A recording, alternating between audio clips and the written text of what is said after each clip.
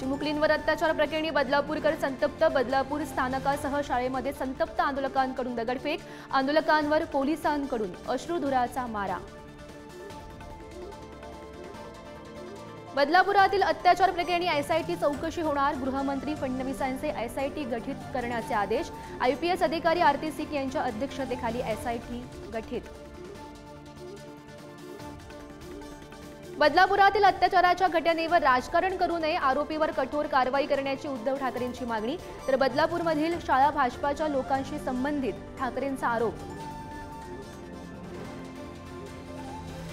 बदलापुरातील आंदोलनामुळे मध्य रेल्वेची अंबरनाथ ते कर्जत वाहतूक 3 तासांपासून बंद.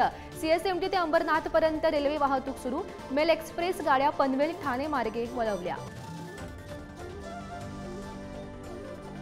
ठाण्यातील कळवा रुग्णालयाच्या आवारात अल्पवयीन दिव्यांग मुलीचा विनयभंग. आरोपीला कळवा पोलिसांकडून अटक.